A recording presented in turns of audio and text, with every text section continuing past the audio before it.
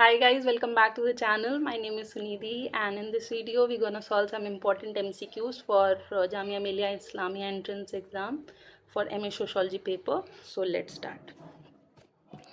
One more important thing that you people need to know about Jamia is that कि जो भी paper बनाता है वो आपकी स्टैटिक नॉलेज को चेक करने की कोशिश करता है. अगर आप एनालिसिस करेंगे प्रीवियस ईयर के क्वेश्चन पेपर्स का तो आपको ये पता चल जाएगा कि केवल 2023 का ऐसा पेपर था जिसमें उन्होंने थोड़ा डीप डाउन जाके ये कहिए कि थोड़ा अलग तरीके से क्वेश्चन बनाए थे जो कि पढ़ने के बाद भी समझ में नहीं आ रहे थे. वो हमें पता है because in 2022 I also cleared the exam for Jamia and I know why they made such kind of a paper. उसमें हम नहीं जाएंगे, वो हम बाद में कभी बात करेंगे.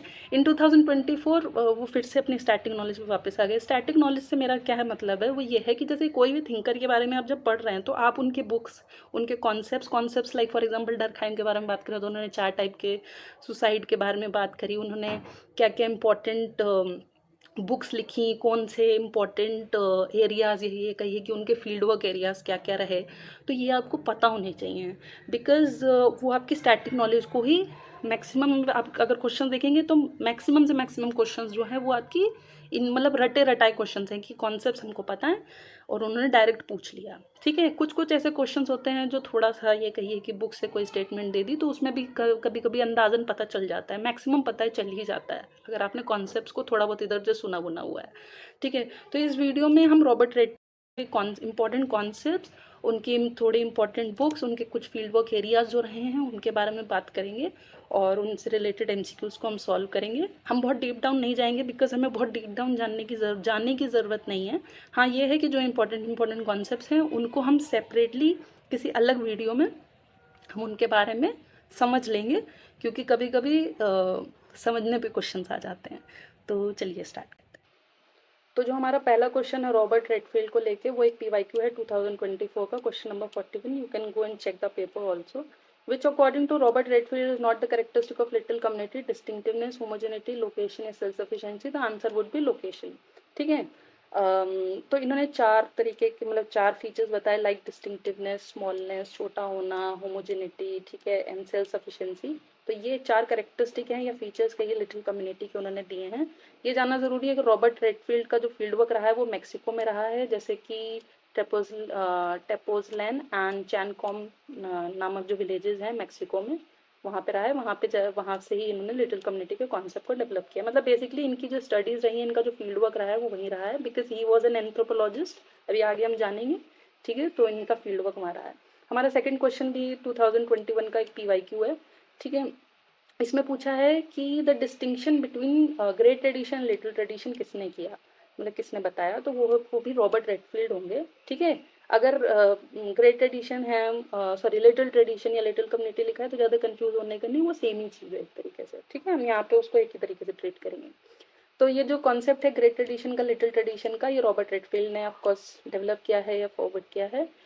ये एक अमेरिकन एंथ्रोपोलॉजिस्ट रहे हैं, ये जानना ज़रूरी है बिकॉज कभी कभी वो आपको कंफ्यूज करने के लिए ब्रिटिश एंथ्रोपोलॉजिस्ट, जर्मन एंथ्रोपोलॉजिस्ट, ऐसे इस तरीके से करके क्वेश्चन में डिज़ाइन कर सकते हैं. तो आपको पता होना चाहिए कि he was an American anthropologist और इन्होंने peasant society and culture in Mexico करके जो इनकी स्टडी रही है उसमें इन्होंने little tradition and great tradition के बारे में कॉन्सेप्ट डेवलप करें हैं.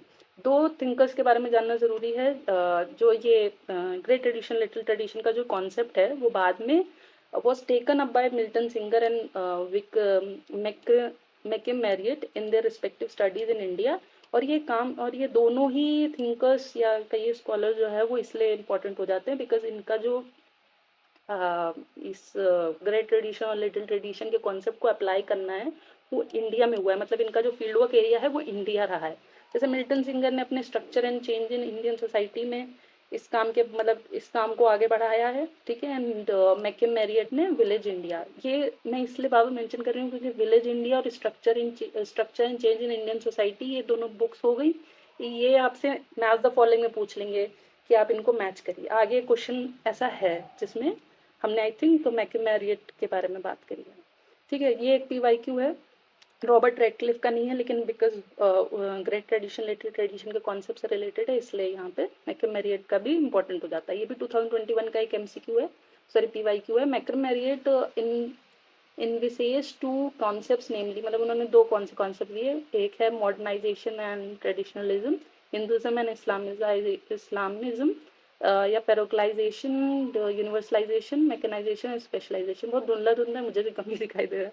ठीक है, तो जो इसका राइट आंसर है वो पेरोक्लाइजेशन यूनिवर्सलाइजेशन है, क्योंकि इन्होंने मैकम मेरियट ने जो ग्रेट ट्रेडिशन लिटिल ट्रेडिशन का कॉन्सेप्ट है उसको इस पेरोक्लाइजेशन एंड यूनिवर्सलाइजेशन करके कॉन्सेप्ट को डेवलप करने में कहीं ना कहीं मर्ज किया। ठीक है, और ये फील्ड और इनका जो फील्ड वर्क एरिया रहा है वो इंडिया रहा है। हम इनके बारे में डिटेल में हम जानेंगे किसी और वीडियो में। ठीक है, अभी तो ये जान लीजिए बिकॉज डायरेक्ट क्वेश्चन पूछते हैं, this is the direct PYQ। ठीक है, पेरोक्लाइजेशन यूनिवर्सलाइजेशन किसका कॉन्सेप्ट है, मैकम मेरियट का कॉन्सेप्ट है। नेक्स्ट क्वेश्चन है, who has applied Robert Redfield's concept of little and great tradition to understand Indian society. आ गया, देखिए सेम क्वेश्चन, और ये एक PYQ है। MN श्रीनिवास है, योगेंद्र सिंह है, SC दुबे है या मिल्टन सिंह है। तो राइट आंसर है मिल्टन सिंह है, बिकॉज अभी हमने ऊपर जाना कि दो ऐसे थिंकर्स रहे हैं जिन्होंने इंडिया कंटेक्स्ट में ग्रेट ट्रेडिशन लिटिल ट्रेडिशन के कॉन्सेप्ट को अप्लाई किया है। In his studies, Robert Redfield focused on which geographical region? Mexico था, तो मैक्सिको कहाँ आता है, अफ्रीका में आता है, साउथ ईस्ट एशिया हो गया, लैटिन अमेरिका हो गया, या ईस्टर्न यूरोप हो गया। तो answer will be Latin America. Next question is, which of the following books was authored by Robert Redfield? The Nor, the Coming of Age in Samoa, the Folk Culture of Yucatan, या Argonauts of the Western Pacific। तो जो right answer होगा वो है फोक culture of यूकैटन।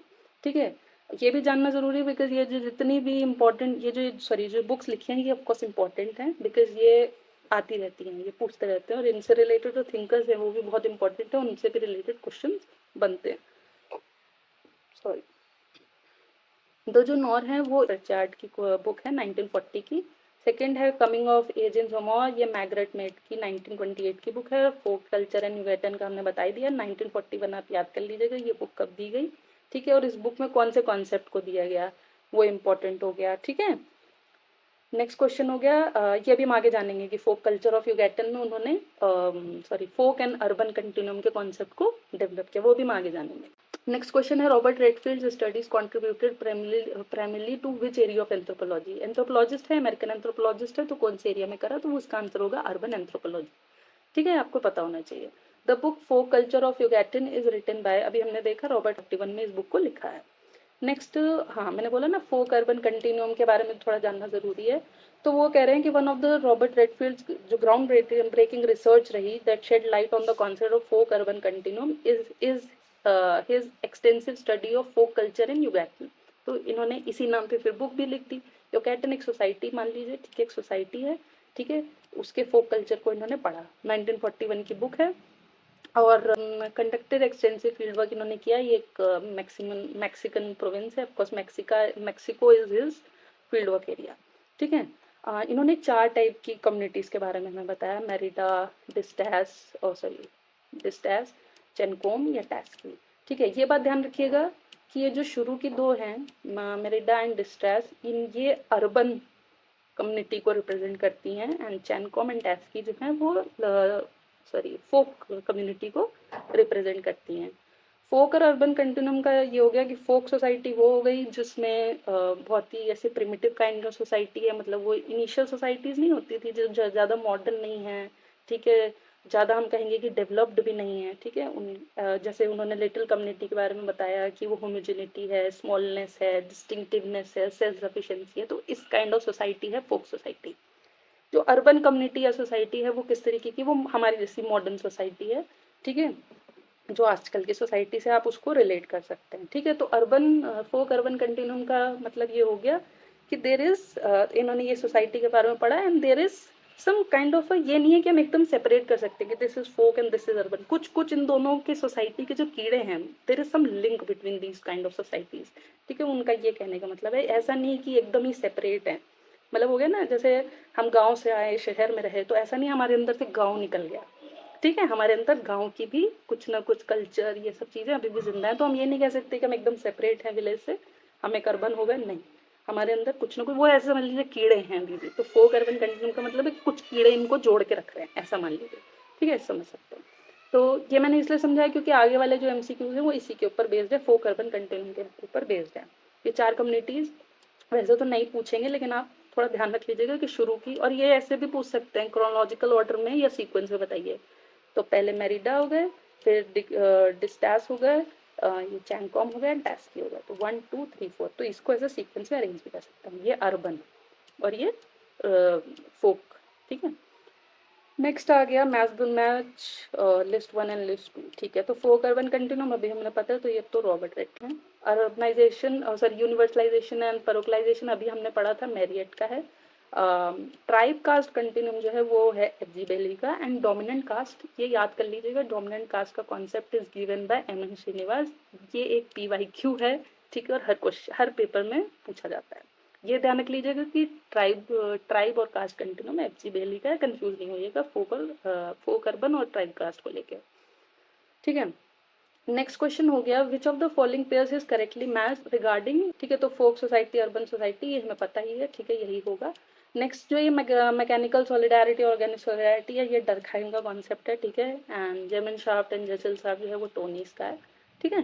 Next question, which of the following is a trait of folk society. Folk society जिस तरीके का मैंने आपको बताया कि आप प्रिमिटिव सोसाइटी को समझ सकते हैं। फॉर एग्जाम्पल ऐसे आप डिस्टिंग्विश कर सकते हैं कि विलेज सोसाइटी है, और आप जो है मॉडर्न सोसाइटी, अर्बन सोसाइटी में रहते हैं, तो दैट इज अर्बन सोसाइटी। तो फोक सोसाइटी कैसी होगी, high degree of individualism. Individualism का मतलब है अपने अपने से काम, मतलब अपने अपने से मतलब है, ठीक है, हम, ठीक है, अपने को प्रायोरिटी देना। कॉम्प्लेक्स डिवीजन ऑफ लेबर, क्या गांव में इतना कॉम्प्लेक्स डिवीजन ऑफ लेबर होता है, या ऐसी सोसाइटीज जो पुरानी सोसाइटीज हैं उसमें तो हर आदमी हर काम कर लेता है, ठीक है। ये तो है नहीं कि फलाना आदमी खाना ही बनाना जानता है तो सिर्फ खाना बनाएगा, ऐसा नहीं है। वो मॉडर्न सोसाइटी के कैरेक्टरिस्टिक्स हैं। Strong kinship ties and homogeneity, yes, because सब ऐसे एक जोड़ मिलजुल के रहते हैं। किंगशिप का मतलब है फैमिली टाइज, ऐसे समझ लीजिए, रिश्तेदारों से strong bonding. Rapid social change, no, ठीक है। तो इसका जो राइट आंसर होगा वो है strong kinship ties and homogeneity. तो thanks for watching this video. इस वीडियो में सिर्फ इतना ही, हम मिलेंगे एक नई वीडियो के साथ, कुछ इंपॉर्टेंट MCQs के साथ फिर से। और तब तक के पढ़ते रहिए। All the best. And if you want to get all the updates regarding upcoming videos, you can join a telegram channel। मैं यहाँ नाम लिख देती हूँ, @GK ज़रूरी है, ठीक है। and you can go and join this telegram channel. You will get all the important links there, and the link for this telegram channel I will put in the description box or in the comment section. You can go and directly click there and go to the telegram channel. So yeah, all the best, and we will meet soon.